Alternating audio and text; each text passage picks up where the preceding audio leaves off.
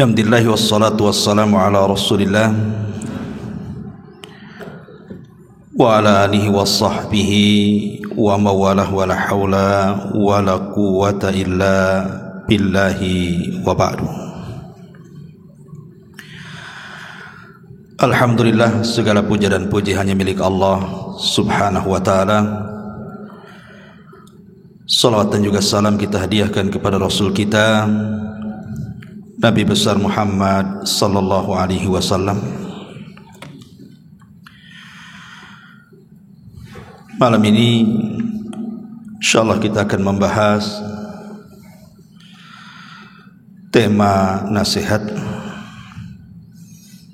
12 perkara tidak boleh dilakukan dalam berdoa. Ma'asyiral muslimin yang dimuliakan Allah subhanahu wa ta'ala, kita tahu bahwa doa adalah ibadah, dan doa memiliki keistimewaan khusus di hadapan Allah subhanahu wa ta'ala. Karena Nabi sallallahu alaihi wasallam mengatakan dalam sebuah hadis, laisa syai'un aqram 'ala Allahi minad du'a. Tidak ada sesuatu yang sangat mulia di sisi Allah subhanahu wa ta'ala melebihi sebuah doa. Karena hampir semua ibadah terkandung padanya doa. Sebutkan ibadah apa saja, pasti di dalamnya ada doa. Lah doa sendiri, kalau kita mengupas secara dalam, banyak faedah dan manfaat yang kita akan dapati. Di antaranya, sababun lidaf'i ghadabillahi azza wa jalla, menjadi sebab pencegat murkanya Allah subhanahu wa ta'ala. Karena Rasul mengatakan, man lam yas'alillaha yaghdab alaihi, siapa yang tidak minta kepada Allah, maka Allah akan murka kepadanya. Bahkan doa juga sababun lidaf'il bala qabla wuku'ihi wa ba'da wuku'ihi. Doa ini menyebabkan seseorang tercegah dari bala, bencana, sebelum terjadinya, bahkan setelah terjadinya. Dan itu disebutkan dalam sebuah hadis, Nabi sallallahu alaihi wasallam mengatakan, la yaruddul qadar illa du'a. Tidak ada yang bisa mencegah takdir kecuali doa. Artinya, kalau Allah subhanahu wa ta'ala takdirkan kemudian kita ini akan mendapatkan musibah, tetapi dengan adanya doa kita, terkadang musibah itu tidak jadi turun. Itu maknanya sababun lidaf'il bala qabla wuku'i, sebab di mana doa itu bisa mencegah adanya balas sebelum terjadinya, bahkan setelah terjadinya juga bisa diangkat. Kata Nabi sallallahu alaihi wasallam, inna du'a yanfa' mimma nazal wa mimma lam yanzil. Doa itu sangat bermanfaat, baik kepada bala yang sudah turun ataupun yang belum turun. Bahkan doa sendiri menjadikan kita dekat dengan Allah subhanahu wa ta'ala, dan itu berdasarkan hadis Nabi sallallahu alaihi wasallam, ana inda dhanni abdi bi wa ana ma'hu idza da'ani. Saya berprasangka saya, atau prasangka saya, kata Allah, bersama hambaku, dan aku akan bersama dia selama dia berdoa kepadaku. Dan banyak sekali manfaat dan faedah doa ini. Yang ingin saya jelaskan malam ini adalah 12 perkara, termasuk al-i'tida fi du'a, termasuk seseorang itu melakukan hal-hal yang justru dengan doanya bukan hanya ditolak, tetapi boleh jadi mungkin mendapatkan dosa. Apa saja 12 perkara ini? Pertama, berdoa dengan menggunakan lafaz-lafaz syirik ataupun bid'ah. Di dalam surah Jin ayat 18 Allah mengatakan wa annal masajida lillahi fala tad'u ma'allahi ahada. Dan masjid-masjid itu milik Allah, janganlah kalian berdoa bersama Allah siapapun. Karena kalau kita berdoa kemudian memasukkan selain daripada Allah dalam doa itu, selain doanya ditolak, ini kesyirikan, dosa besar. Seperti umpamanya menyebut wali-wali tertentu dan meminta kepada wali-wali tertentu, atau datang kepada orang-orang yang dianggap soleh yang sudah meninggal, kemudian kita datang ke kuburan mereka kemudian meminta-minta kepada mereka. Maka ini doa selain daripada ditolak bisa menjerumuskan kepada syirkul akbar, syirik besar. Kalau diyakini bahwa pengabulan doa itu datang dari orang yang dalam kuburan itu. Ini yang pertama. Yang kedua, berdoa tetapi dalam isi doa itu mengandung hal-hal yang diharamkan Allah atau perbuatan dosa. Seperti umpamanya seseorang masang togel judi gitu ya, sudah pasang, malamnya berdoa pula dia, ya Allah semoga jebol nih nomor ini ya. Atau dia mengatakan ya Allah berikan rizki, mudah-mudahan setelah saya pasang ini besok keluar. Enggak mungkin doa yang seperti ini. Ini hal-hal yang diharamkan Allah Azza wa Jalla. Judi itu haram. Atau seseorang hendak mencuri, dia berdoa ya Allah mudah-mudahan luluskanlah malam ini, sudah tak ada yang dimakan ini. Lah doa-doa seperti ini masuk dalam hadis Nabi sallallahu alaihi wasallam, la yazalu yustahabbu ya la yazalu yustajabu lil abdi ma lam yad'u bi ithmin aw qati'atir rahimin.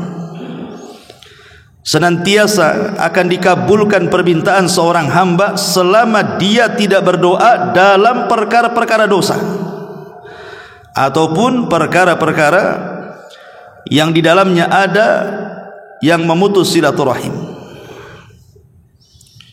Ma'asyiral muslimin yang muliakan Allah Azza wa Jalla. Kemudian yang ketiga, berdoa meminta kematian. Karena ada orang-orang yang mungkin sudah lelah hidup. Menurut dia lelah hidup karena faktor ekonomi, ataupun mungkin lebih daripada itu faktor kesehatan, sudah sakit lama sekali. Kemudian dia berdoa kepada Allah, lebih baik mati daripada hidup. Maka Nabi SAW melarang, tidak boleh berdoa meminta kematian. Kata Nabi SAW, la yatamannayanna ahadukumul maut li dhurrin nazala bihi. Tidak boleh bagi kalian berharap untuk cepat mati karena sebuah madarat yang menimpanya. Fa in kana la budda, kalaupun harus kemudian mendoakan kematian, falyakul, katakanlah Allahumma ahyini ma kanatil hayatu khairan li wa tawaffani in kanatil wafatu khairan li. Ya Allah, hidupkanlah atau sehatkanlah diriku jika kehidupan ini lebih baik bagiku, tapi kalau memang kematian lebih baik bagiku, maka buatlah kematian yang baik untukku. Kalau memang harus seperti itu karena sudah tidak tahan. Tetapi hukum asalnya tidak boleh seseorang itu berdoa meminta kematian. Karena Nabi SAW yang mengatakan, imma muhsinan fala'allahu yazdad khairan wa imma musian fala'allahu yasta'tid. Karena kata Nabi SAW, kenapa dilarang kita berdoa meminta kematian itu? Boleh jadi kata Rasul, seandainya kemudian dia mungkin dulunya kurang beramal, salatnya kurang, puasanya kurang, birrul walidainnya kurang, tiba-tiba satu waktu kemudian dia sakit, Allah sembuhkan, maka dia bisa menambah amal solehnya. Ataupun mungkin kalau dia orang jahat, kemudian dia sakit terkapar, boleh jadi kalau seandainya Allah sehatkan adalah kesempatan taubat kepada Allah Azza wa Jalla. Makanya dua perkara inilah yang kemudian melarang kita berdoa minta kematian. Tidak boleh kita berdoa meminta kematian, karena nanti di akhir zaman kata Nabi SAW, ada orang-orang yang melintasi kuburan, kemudian dia mengatakan, seandainya aku yang berada di posisi dia, katanya, karena sudah tidak tahan dengan fitnah yang melanda. Dan itu sudah banyak sekali di negeri kita ini orang-orang yang berdoa seperti itu, bahkan bukan hanya berdoa, betul-betul dilaksanakan, bunuh diri dia, kan begitu.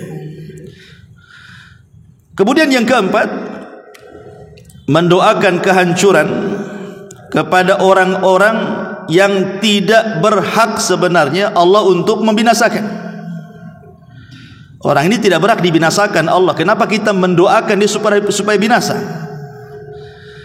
Maka tidak boleh kita ini berdoa keburukan kepada orang untuk dihancurkan, dibinasakan, ditenggelamkan dan begitu seterusnya, padahal orang ini tidak layak untuk itu.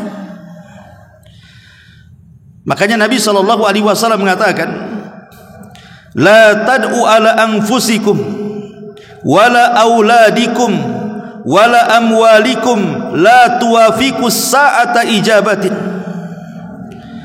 Janganlah kalian mendoakan keburukan, kejelekan, kehancuran kepada diri kalian sendiri, atau kepada anak-anak kalian, atau kepada harta benda kalian.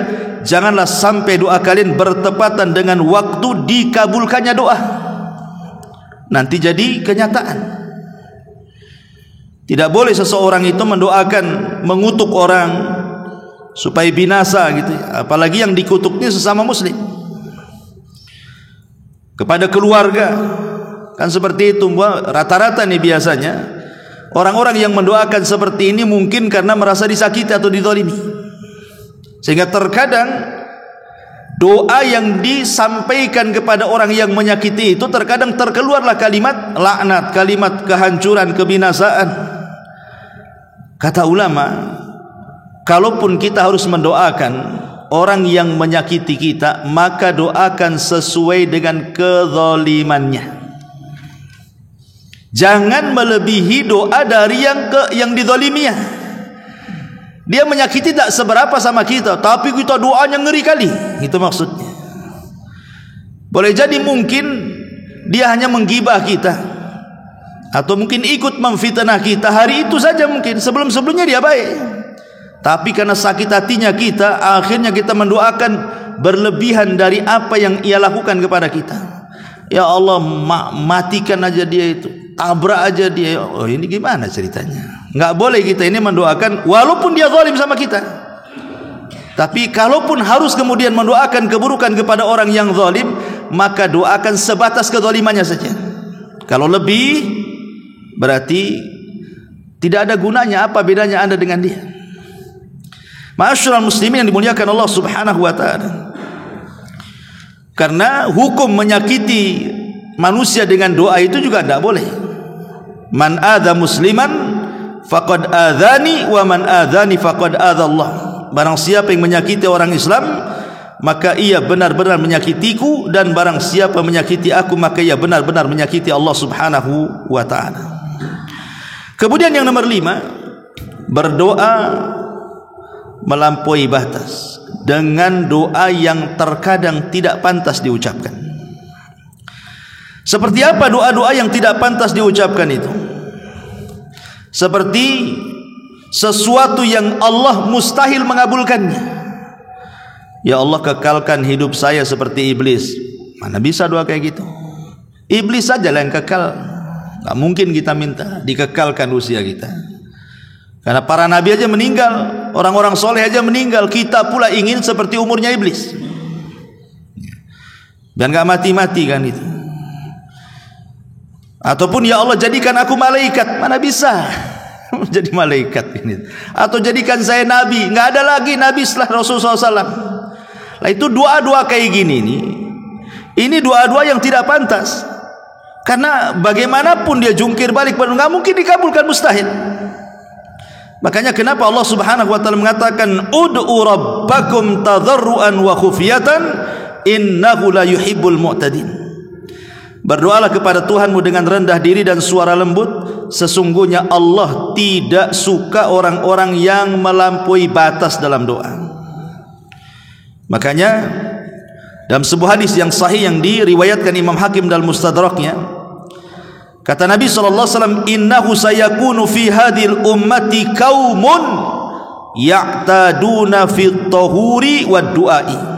Akan muncul dari umatku, kata Rasul, sekelompok kaum yang mereka akan berlebih-lebihan dalam doa dan dalam bersuci. Maka tidak boleh melampau doa itu, melampaui dari sesuatu yang mustahil dikabulkan.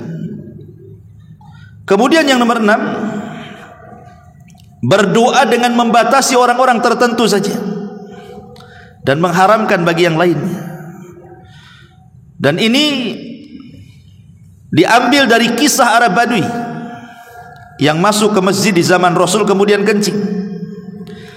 Kemudian kan sahabat marah tuh, karena gimana pun kurang adab masa kencing dalam masjid. Tapi ketika kemudian memuncak kemarahan para sahabat, Nabi SAW meredakan kemarahan para sahabat dan mengatakan, tinggalkan dia, ini urusanku. Maka Nabi SAW pun cuman berdua antara Rasul dan orang yang kencing itu, dibiarkan sampai selesai kencing. Kemudian Rasul mendekat. Kemudian Nabi SAW membawakan timba dan mengatakan, ambillah air dan siramlah tempat kencing. Maka Arab Badui ini mengambil air, menyiramkan ke tempat kencingnya. Kemudian Rasul mengatakan, masjid ini untuk solat, untuk zikir, dan untuk baca Quran. Kemudian Rasul pun tersenyum dan menasihati dengan lembut. Rupanya nasihat Nabi SAW merasuk ke dada orang Arab Badui ini, dan dia melihat orang-orang yang memelotot padanya, para sahabat itu, dia tidak suka. Dari situlah terkeluar ucapan, Allahumma arhamni wa Muhammadan wala tarham minhum ahada. Ya Allah, rahmati aku dan Muhammad saja, dan jangan kau rahmati mereka-mereka itu yang melotot sama aku, katanya. Kata Nabi SAW, ya fulan laqad hajjartaha an-nasin kathir. Wahai fulan, engkau telah menghalangi kebaikan kepada semua orang banyak. Masa engkau dan aku saja, katanya. Yang lain enggak boleh, ya kan? Itu tidak boleh kita membatasi doa itu, seolah-olah yang mendapatkan rahmat dia dan Muhammad saja, yang lain enggak, gitu kan. Lah ini namanya berdoa membatasi dengan orang-orang tertentu dari kebaikan, tidak boleh, ya. Ma'asyiral muslimin yang dimuliakan Allah Subhanahu wa taala. Ini yang nomor 6. Yang nomor 7, berdoa meminta disegerakan hukuman di dunia. Disebutkan dalam riwayat yang berasal dari Anas bin Malik radhiyallahu an. Jadi satu hari Rasul menjenguk seseorang dari kaum muslimin yang sakit parah sehingga sampai kurus kering. Dan Nabi SAW bertanya kepada orang yang sakit, yang sudah parah kali, sudah kurus kali. Kata Rasul, apakah kamu sudah berdoa memohon sesuatu atau meminta sesuatu kepada Allah, wahai fulan? Maka ia menjawab, ya, aku telah mengatakannya. Ya Allah, apa yang telah engkau tentukan hukumanku di akhirat, segerakan saja untukku di dunia, katanya. Maksud dia itu, kalau memang engkau sudah menentukan aku akan diazab di neraka, enggak usahlah, di dunia saja, biar aku nanti ke akhirat itu udah bersih, gitu maksudnya. Tapi Nabi SAW mengatakan, ya fulan, jangan katakan seperti itu, engkau tidak akan kuat. Sebaiknya ucapkanlah, Rabbana atina fid dunya hasanah wa fil akhirati hasanah wa qina adzabannar. Ya Allah, berilah kami kebaikan di dunia, kebaikan di akhirat, dan jauhkan kami dari azab neraka. Maka Anas radhiyallahu anhu mengatakan, setelah beliau mendoakan kepada Allah, tiba-tiba orang yang sakit parah ini sembuh. Lihat, Nabi SAW melarang, tidak boleh kita mengatakan seperti itu, walaupun kan sebenarnya secara lahiriah kan baik, gitu maksudnya. Jangan sampai dia pulang menghadap Allah itu dengan banyak dosa, akhirnya menyebabkan dia diazab. Maka dia mengatakan, ya Allah, kalau memang harus aku diazab di akhirat, segerakan aja di dunia. Tapi Rasul mengatakan, jangan mengatakan seperti itu. Engkau enggak akan kuat. Mana bisa kuat kamu? Kalau betul-betul Allah Subhanahu wa taala mengazab neraka dengan azaban neraka, diazab di dunia, enggak ada orang kuat. Nanti ketika engkau tidak kuat, akhirnya kemudian minta supaya azab itu dihilangkan. Nah, gimana nanti?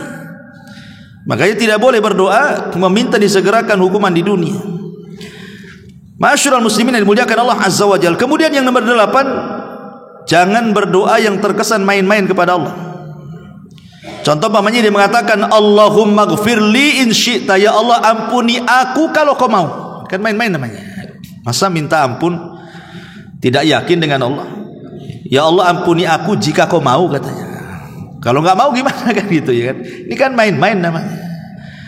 Makanya dalam hadis yang sahih dari Abu Hurairah radhiyallahu an, Rasul mengatakan, la yakul ahadukum, tidak boleh salah seorang di antara kalian mengatakan Allahumma gfirli in syi'ta, ya Allah kalau ampunilah aku jika kau mau. Allahumma arhamni in syi'ta, rahmati aku jika kau mau. Liya'zim al mas'alata fa innallaha la muqriha lahu, hendaklah dia berazam kuat dengan doa karena Allah tidak bisa dipaksa siapapun. Maka tidak boleh seseorang mengatakan seperti itu. Ini namanya doa main-main namanya. Ngomong saja, ya Allah ampuni aku, titik sampai di sini. Ya Allah rahmati aku. Jangan bilang jangan kalau kau mau kan gitu. Ini enggak yakin orang ini, ragu-ragu, main-main namanya. Kemudian yang nomor 9, berdoa dengan cara mendetailkan permintaan. Didetail-detailkan permintaan. Ya Allah minta rumah kalau bisa di hook, kamarnya 3 gitu, pakai keramiknya, lantainya, semua didetailkan. Ngapain berdoa kayak gitu? Ya Allah berikan mobil, mereknya ini, kursinya sekian, warnanya sekian, engineer-nya. Nggak usah didetail-detailkan kayak gitu doa. Doa itu pakai bahasa jami'ul kalim. Kalau bisa singkat padat doa itu. Nggak perlu detail-detailkan. Ma'asyiral muslimin yang dimuliakan Allah Subhanahu wa taala. Makanya disebutkan dalam hadis Abdullah ibn Mughaffal, dia mendengar anaknya mengatakan, Allahumma inni as'alukal qasral abiyad an yaminil jannah idza dakhaltuha. Ya Allah, aku meminta kepadamu istana warnanya putih di samping sebelah kanan surga kalau aku masuk di dalamnya, katanya. Faqal, maka dia mengatakan, ai bunayya salillah al jannah wa ta'udzu billahi minan nar. Enggak perlu kau ngomong begitu, cukup minta surga, jauhkan neraka gitu. Enggak usah disebut-sebut warnanya di samping sini, samping sana kan gitu ya. Cukup minta masuk surga itu sudah cukup. Minta dijauhi dari neraka. Enggak perlu doa itu detail-detail sekali. Karena kalau kita lihat doa-doa yang diajarkan Rasul kepada kita itu semuanya singkat padat, syarat makna. Karena Nabi itu dilebihkan dari seluruh para Nabi, mampu mengucapkan sesuatu yang sifatnya itu jawami'ul kalim, singkat tetapi padat syarat makna. Itu ucapan Nabi. Karena kalau kita mendetail-detailkan sedetail doa itu tidak namanya, melampaui dalam berdoa. Kemudian yang nomor 10, berdoa diselingi dengan musik.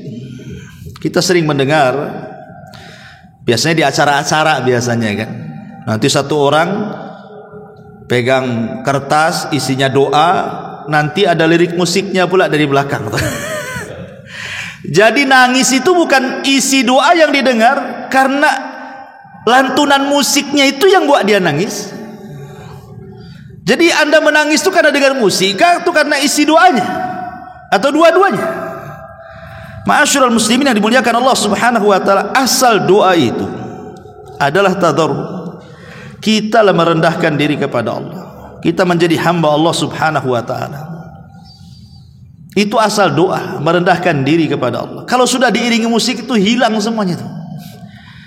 Karena kalaupun dia terasa syahdu, terasa khusyuk, terasa nangis, itu bukan semata-mata karena isi doanya tuh. Bahkan terkadang enggak menghayati isi doanya, yang dihayati itu musik-musiknya itulah makanya. Maka sebaiknya doa jangan diselingi musik. Ma'asyiral muslimin yang dimuliakan Allah Subhanahu wa taala. Kemudian juga yang nomor 11, jangan berdoa dengan suara kencang. Dikeluarkan oleh Imam Ibnu Jarir Tabari dalam tafsirnya, Jadi ada seorang laki-laki datang kepada Nabi SAW dan berkata, ya Rasulullah,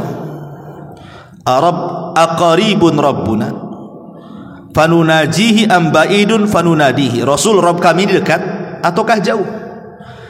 Kalau dekat ya kita bisik-bisik, kalau jauh kita teriak-teriak, katanya. Ini Arab Badui ini. Dia nanya, Rasul, Allah itu dekat atau jauh sih? Kalau memang dia dekat kita bisik-bisik, katanya. Kalau dia jauh kita teriak-teriak aja, katanya. Maka Nabi SAW terdiam sampai turun ayat. Allah mengatakan, wa idza sa'alaka ibadi anni fa inni qarib ujibu da'watad da'i idza da'an falyastajibu li wal yu'minu bila allahum yarshudun. Apabila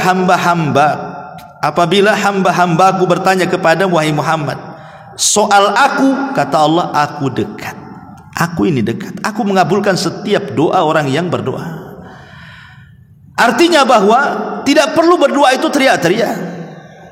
Tidak perlu doa itu kemudian kencang-kencang, tidak. Doa itu khufiyah. Khufiyah itu ya lirih suaranya. Cukuplah kita tahu, kita yang tahu dengan Allah Azza wa Jalla. Tak perlu berteriak-teriak, karena ini bagian daripada i'tidah, melampaui batas dalam berdoa justru tidak akan dikabulkan, bahkan justru bisa saja kemudian menyelisihi nas yang diajarkan kepada kita, wa idza sa'alaka ibadi anni fa inni qarib. Dan yang terakhir, ma'asyiral muslimin yang dimuliakan Allah Azza wa Jalla, berdoa dengan sesuatu yang mustahil. Tadi sudah disebutkan di awalnya. Tetapi yang mustahil ini untuk menyakiti orang. Dan mengatakan pamannya, dia mengatakan, ya fulan, orang itu sudah menyakiti aku, nanti kalau masuk neraka kekalkan saja. Tidak bisa kita ini menjustice seperti itu, orang masuk neraka kekal di dalamnya. Bisa saja yang mendoakan seperti itu dia pula yang masuk neraka, yang didoakan pula masuk surga. Dan ini terjadi di zaman Bani Israel.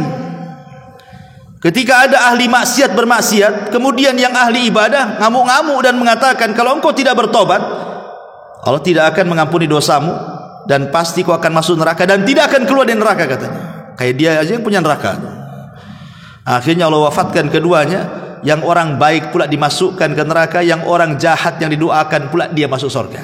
Jadi terbalik jadinya, kan?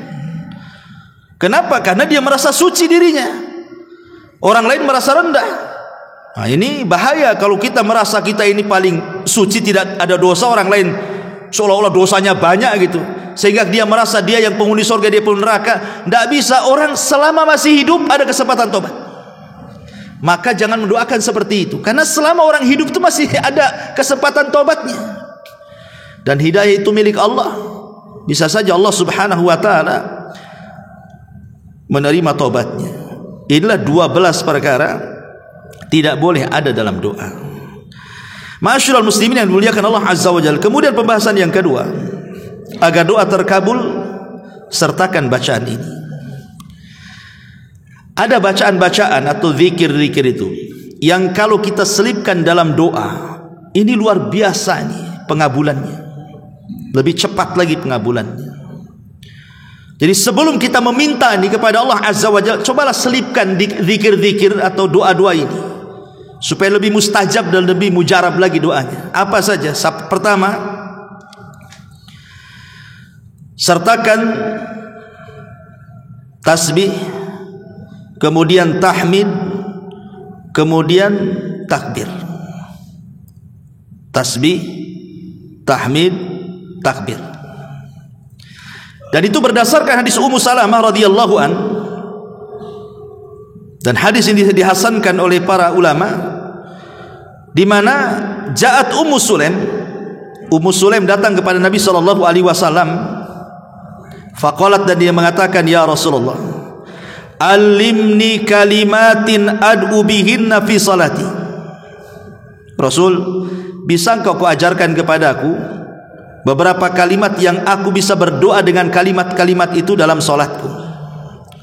Maksudnya dalam salat di sini setelah salat, bukan di dalam salatnya, setelah salat. Maka Nabi SAW mengatakan kepada Ummu Sulaim, sabbihillaha asyran wahmadihi asyran wa kabbirihi asyran. Bertasbihlah 10 kali, bertahmidlah 10 kali, bertakbirlah 10 kali. Summa sali hajatik. Setelah itu kau minta kebutuhanmu, hajatmu, terserah apa saja. Yaqul, maka dia mengatakan, na'am ya wahai Rasulullah, ya wahai Rasulullah. Maka kata para ulama, hadis ini menunjukkan bahwa orang yang sebelum berdoa dia membaca tasbih 10 kali, tahmid 10 kali, takbir 10 kali, maka itu penyebab tercepat dikabulkan doa. Karena dia memulai dengan tauhid, dengan pensucian kepada Allah Subhanahu wa taala, dan dengan pembesaran Allah Subhanahu wa taala. Tahmid, takbir, tasbih ini kan bentuk tauhid, ya. Ini yang pertama. Yang kedua, selipkan juga doanya Nabi Yunus. Dan itu disebutkan dalam hadis yang disahihkan oleh Syekh Nasiruddin Al-Albani rahimahullahu taala. Kata Nabi sallallahu alaihi wasallam, da'watu dhinnuni idza da'a wa huwa fi batnil hut. Doanya Nabi Yunus ketika berdoa dan dia berada di perut ikan itu, la ilaha illa anta subhanaka inni kuntu minadh dhalimin. Kata Rasul, fa innahu lam yad'u biha rajulun muslim fi syai'in qad illa stajaballahu lahu. Tidaklah seorang muslim meninggalkan doa ini setelahnya meminta sesuatu kepada Allah, dipastikan Allah kabulkan semua permintaannya. Maka kalau berdoa jangan langsung minta, baca doa ini, la ilaha illa anta subhanaka inni kuntu minadh dhalimin. Kenapa coba doa Nabi Yunus kalau kita selipkan dalam doa kita ini menjadikan doa kita mustajab? Karena di sini ada 3 perkara. Pertama, tauhid, la ilaha illa anta. Kemudian yang kedua, tanzihullah, pembersihan Allah dari semua sifat-sifat yang kurang bagi Allah. Subhanak, tasbih, pembersihan, ya. Kemudian al-i'tiraf bi dzambi, ada pengakuan dosa. Inni kuntu minadh dhalimin. La ilaha illa anta, tidak ada sembahan yang berhak disembah kecuali Engkau. Subhanaka, maha suci Engkau. Inni kuntu minadh dhalimin, aku mengakui aku ini termasuk orang yang zalim ya Rabb. Menunjukkan kerendahan diri kita di hadapan Allah. 3 perkara ini menjadikan kenapa setiap kita doa kalau kita selipi doanya Yunus itu mustajab tuh. Ini yang kedua. Yang ketiga, biasakan sebelum berdoa itu memuja dan memuji Allah dengan menyebut nama-namanya. Apalagi kalau nama-nama itu berkaitan dengan Ismul A'zam, nama Allah yang agung, lebih mustajab lagi. Dan itu disebutkan dalam hadis Anas ibn Malik radhiyallahu an dari Nabi sallallahu alaihi wasallam. Kata Anas, kuntu ma'a Rasulillah sallallahu alaihi wasallam jalisan. Aku waktu duduk bersama Rasulullah, kata Anas, tiba-tiba mendengar rajulun qaimun yusalli, ada orang laki-laki yang sedang salat di masjid itu. Falamma raka'a wa sajada wa tashahhada da'a, ketika dia sudah ruku, ketika dia sudah sujud, kemudian dia tasyahud, dan sebelum salam dia pun berdoa, Allahumma inni as'aluka bi anna lakal hamda la ilaha illa antal mannan badi'us samawati wal ardi ya dzal jalali wal ikram ya hayyu ya qayyum inni as'aluka. Dia berdoa seperti ini. Faqala an-nabiy sallallahu alaihi wasallam, tiba-tiba Rasul mengatakan kepada para sahabat yang ada di situ, tadruna bimada, kalian tahu dia sedang berdoa dengan apa? Qalu, para sahabat mengatakan, Allah wa Rasul alam, Allah dan Rasul yang tahu. Kata Rasul, walladzi nafsi biyadihi laqad da'allaha bismihil azim alladzi idza du'iya bihi ajab. Sungguh orang itu sedang berdoa dengan nama Allah yang agung, yang kalau kita sebut dalam doa pasti dikabulkan. Apa ismi agung di sini? Ya Hayyu ya Qayyum, itu maksudnya.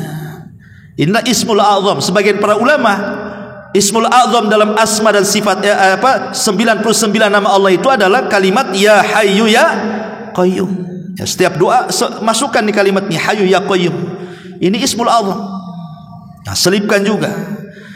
Nah, kemudian kalau kita mau menambah dengan nama-nama Allah yang lainnya, maka sesuaikan nama itu disebut dengan permintaan kita. Kalau kita minta rizki, ya perbanyak ya Razak. Kalau kita minta ampun, ya perbanyak ya Ghafar. Kalau kita sakit ingin disembuhkan, ya Rahman ya Rahim, kan itu. Minta kasih sayang Allah. Ya, jadi setiap doa itu ketika menyebut nama-namanya dalam bentuk tawasul kepada nama-namanya, sesuaikan dengan permintaan gitu maksudnya. Ini yang ketiga. Yang keempat, sebelum berdoa bersalawatlah kepada Nabi. Kan Nabi SAW mengatakan kullu du'ain mahjub hatta yusalli 'ala nabi. Hatta yusalli 'ala nabi. Setiap doa terhalang antara dia dengan Allah sampai dia bersolawat. Jadi walaupun kita berdoa kepada Allah panjang lebar sampai menangis-nangis, kalau tidak bersolawat mahjub kata Rasul, terhalang antara dia dengan Allah. Makanya solawat itu penting. Tentu solawat-solawat yang syar'i, dan seafdol-afdolnya solawat kata Ibnul Qayyim adalah solawat Ibrahimiyah.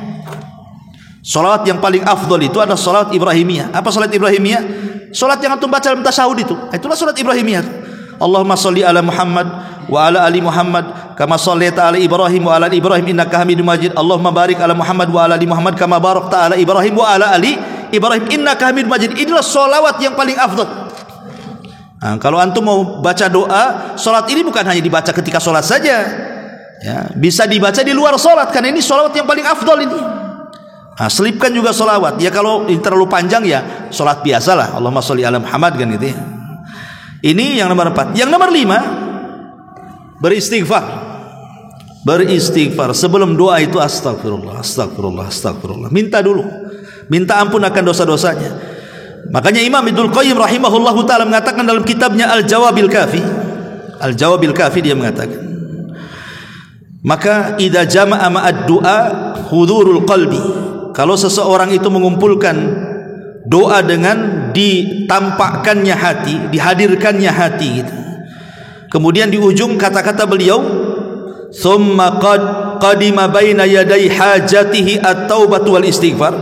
Kemudian sebelum dia meminta hajatnya kepada Allah, dia dahulukan tobat dan istighfar, astagfirullah, astagfirullah. Kata Imam Ibnul Qayyim, fa inna hadzal du'a la yakad yuraddu abada. Maka doa ini hampir-hampir tidak ditolak Allah sama sekali. Makanya kalau kita lihat para nabi dan rasul, mereka mewasiatkan kepada anak-anak mereka dan umatnya itu justru memperbanyak istighfar. Contoh Nabi Ayub alaihissalam, Nabi Yakub alaihissalam. Nabi Yakub alaihi salatu wassalam itu kalau sepertiga malam akhir, maka dia bangunkan anak-anaknya itu. Kemudian mengatakan, beristighfarlah kalian. Fa inni astaghfiru lakum rabbi. Saya akan beristighfar untuk kalian kepada Rabbku. Maka kemudian mulailah Nabi Yakub berdoa, kemudian diaminkan anak-anaknya, dan itu setiap sepertiga malam akhir. Ataupun Nuh alaihi salatu wassalam mengatakan dalam Al-Quran, dalam surah Nuh ayat 10-12 itu, faqultu astaghfiru rabbakum innahu kana ghafar. Wahai kaumku, banyak-banyaklah istighfar karena Allah itu zat yang maha pengampun. Apa akibatnya? Yursilis sama alaikum midrar. Dengan sebab istighfar kalian Allah hujani kalian. Wa yumdidkum bi amwali wa banin. Dengan sebab istighfar kalian Allah berikan kepada kalian harta melimpah dan anak-anak. Wa yaj'al lakum jannati wa yaj'al lakum anhara. Dan Allah jadikan kebun-kebun yang subur dan sungai-sungai yang mengalir air dalamnya. Lihat bagaimana faedah istighfar di sini. Ini yang ke-5. Yang ke-6, bertawasul. Bertawasul dengan amal saleh. Kalau kita menghendaki berhajat sesuatu ini, bertawasul. Makanya kenapa Rasul mengatakan la tahqiranna minal ma'rufi syai'a, jangan remehkan sekecil apapun kebaikan. Boleh jadi yang kecil itu dipenuhi dengan keikhlasan. Lah itu kita hajatkan ketika doa. Ya Allah, ya, saya tempo hari datang ke panti asuhan, saya sumbanglah panti asuhan itu. Kalau memang ada pahalanya ya Rabb, tolonglah saya berhajat hari ini, saya lagi sakit sembuhkan, saya lagi susah ekonomi, berikanlah jalan keluar, dan begitu seterusnya. Begitu kita ingat-ingat kira-kira amalan yang menurut antum paling ikhlas itu yang mana. Itu sebut-sebut di situ dalam doa. Itu namanya tawasul dengan amal soleh. Seperti orang-orang yang terjerembab dalam gua, yang tidak mungkin selamat dari situ, tiga-tiganya bertawasul dengan amal soleh, akhirnya keluar dari gua tuh. Nah, ini juga yang ke-6, ya. sertakan dengan tawasul kepada Allah Subhanahu wa taala. Inilah di antara bacaan-bacaan yang kalau bisa 6 bacaan ini, saya ulangi, yang pertama adalah apa tadi?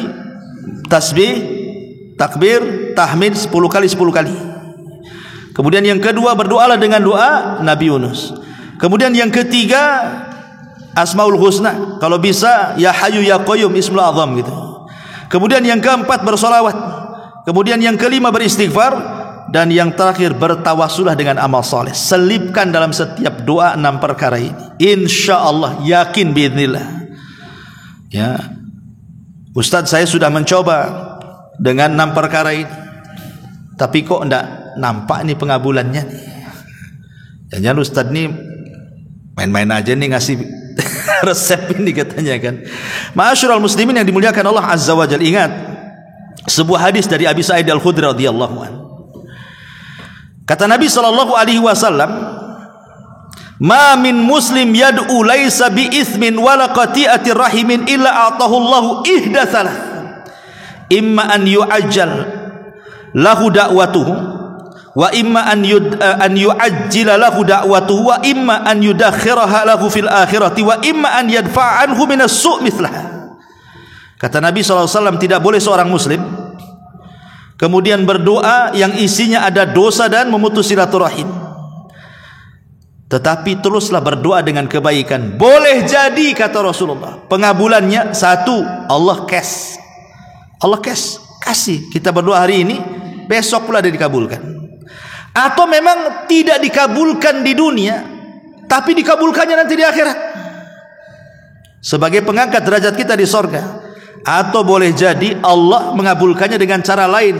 Boleh jadi Allah melindungi kita dari bahaya yang kalau seandainya bahaya datang kepada kita lebih daripada permintaan kita kepada Allah Azza wa Jalla. Dari sini kata para ulama, pengabulan doa itu ada 4 poin.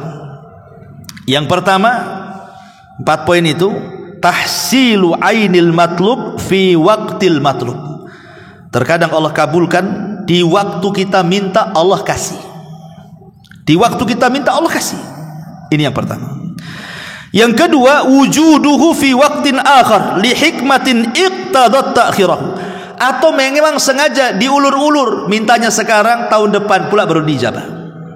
Mintanya sekarang, bulan depan pula baru dijabah. Kenapa demikian? Boleh jadi ada hikmah yang kita tidak tahu. Allah tahu.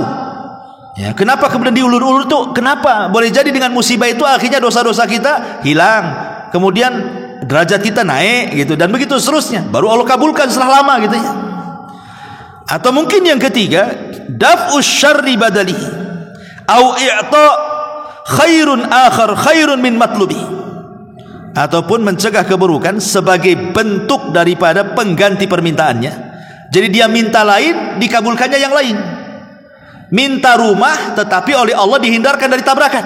Itu maksudnya. Kita minta rumah, ya Allah saya sudah lama ngontrak ini, tahu-tahu nggak dikabulkan tuh, tetap kontrak, tapi Allah selamatkan dari bahaya dia. Nah, boleh jadi seperti itu pengabulannya, ya. Atau boleh jadi dia minta yang ini tapi dikasih yang lebih baik gitu. Ya Allah, saya pengen nikah dengan janda, dapat gadis, umpamanya kan. Nah, itu kan lebih baik namanya kan. Bisa saja yang diminta itu sedikit tapi dikasih banyak. Boleh jadi, tapi mungkin ada waktu yang kita tidak tahu sampai kapan. Kemudian yang keempat, ataupun iddikharuhu liyaumin yakunu ahwaj ila thawabihi, atau sengaja disimpan oleh Allah Azza wa Jalla untuk menghadapi satu hari di mana kita perlu pahala untuk menyelamatkan kita. Ya, maksudnya pada hari kiamat. Ketika kita ini tidak punya pahala, tahu-tahu pahala doa kita muncul menolong kita sebagai syafaat. Ya, ini makanya bisa saja dalam bentuk syafaat kelak pada hari kiamat, atau dalam bentuk pengangkat derajat kita di sorga. Ya, makanya jangan pernah bosan berdoa tidak dikabulkan di dunia, di akhirat, karena Allah itu maha tahu. Allah maha tahu, Dia yang menciptakan kita, Dia mengontrol kita 24 jam, tidak pernah 1 menit pun kita ini lepas dari kontrolan Allah, sehingga Allah tahu tentang kita. Terkadang orang ini sakit, sengaja Allah tidak sembuh-sembuhkan, sebab kalau dia sembuh jahat nanti dia. Atau sengaja dia sehat terus, kalau dibuat sakit nanti putus asa dia. Atau dia kaya terus, kalau dia miskin nanti dia kufur. Atau dia miskin terus, kalau dijadikan kaya nanti jadi jahat sekali dia. Itu semua kan hikmah Allah, kita tidak tahu. Bersyukurlah, namanya qanaah, pemberian Allah, itulah syukuri. La in syakartum la azidannakum wa la in kafartum inna adzabi lasyadid. Ma'asyiral muslimin yang dimuliakan Allah Subhanahu wa taala. Tetapi doa ini akan lebih mustajab lagi kalau kita sudah tahu keyakinan kapan Allah doa, kemudian disertakan dengan lafaz-lafaz tadi, kemudian hindari 12 tadi, akan lebih mustajab lagi doa itu, ikhwan, kalau seandainya bertepatan dengan waktu-waktu mustajab. Apa waktu-waktu mustajab? Pertama, waktu sahar. Waktu sahar itu maksudnya 1 jam sebelum subuh tuh. Waktu sahar itu waktu yang Allah Subhanahu wa ta'ala dan para malaikatnya turun lagi tuh. Di situ waktu mustajab, sepertiga malam akhir itu. Itu waktu yang luar biasa. Secara kesehatan pun sehat di waktu itu. Secara pengabulan doa pun paling cepat dikabulkannya. Kemudian juga yang kedua, inda iftari shaim, bagi antum yang suka puasa, memang diberikan kekuatan untuk puasa sunnah Senin Kamis, maka sebelum berbuka tuh 5 menit tuh, itu waktu mustajab sekali itu. Kemudian yang ketiga, bainal adzanaini wal iqamah, di antara dua azan, di antara azan dan qomat. Bainal adzanaini shalah, di antara dua azan, maksudnya azan ke qomat. Jadi kalau antum yang sholat jamaah ke masjid ini, yang datang setelah azan belum qomat, setelah sholat sunnah rawatib masih ada waktu, jangan sia-siakan berdoa, itu waktu mustajab. Kemudian yang keempat, inda jalsatil khatib bainal khutbataini, ketika khatib ini kan 2 khutbah 7 Jumat tuh. Di tengah-tengah 2 khutbah itu ada duduk istirahat. Disitulah mustajab doa. Ya. Kemudian yang nomor 5, inda nuzulil ghais awil matar, ketika turun hujan, karena hujan itu turun rahmat. Mumpung turun rahmat berdoa, itu mustajab tuh. Kemudian yang nomor 6, inda iltiqa'al jaish fisabilillah, ketika berkecamuk perang, kalau memang antum dalam peperangan, itu waktu mustajab. Kemudian yang ke-7, fi thuluthil lailil akhir, pada sepertiga malam akhir. Kalau yang pertama kan waktu sahar itu mendekati subuh. Kalau sepertiga malam akhir kan ditarik dari mungkin jam 1, jam 2 itu sudah mulai. Ya.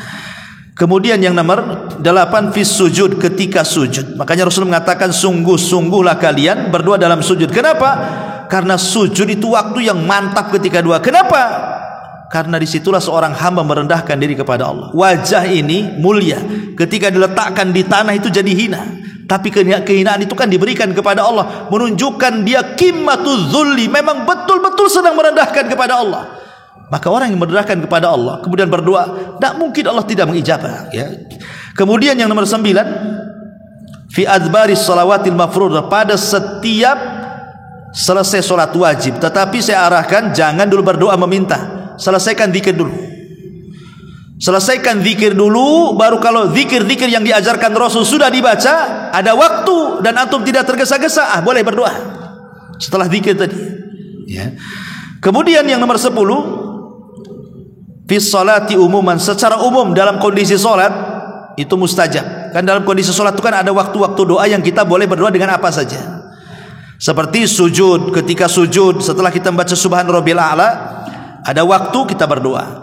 Ataupun dalam tasawuf akhir setelah kita membaca tahiyat, tasyahadat, sholawat, kemudian perlindungan dari 4 perkara, di situ sebelum salam ada doa yang kata Rasul terserah mau doa apa saja, itu mustajab, ya.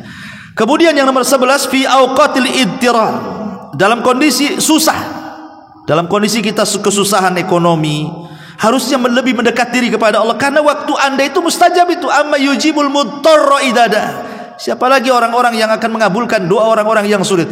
Karena orang-orang susah itu tidak ada yang bersandar kepada siapapun kecuali kepada Allah. Mau bersandar sama siapa orang susah itu, ya. Kemudian yang nomor 12, fis safari, ketika safar, itu mustajab doanya. Kemudian yang nomor 13, fil maradi, ketika sedang sakit. Ketika sedang sakit itu mustajab doanya. Maka jangan sampai kemudian ketika seseorang sakit itu malah putus asa, disitulah waktu mustajab doa.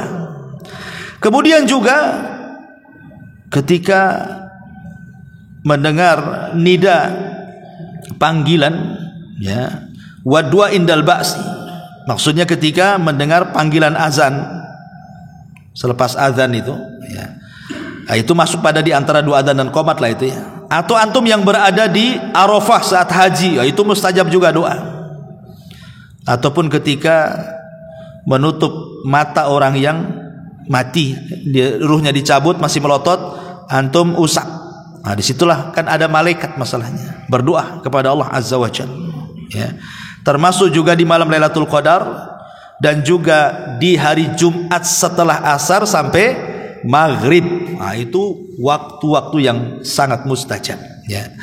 Ma'asyiral muslimin yang dimuliakan Allah Azza wa Jalla. Tapi kata para ulama, dari semua adab-adab doa itu, di sana ada namanya syurut doa.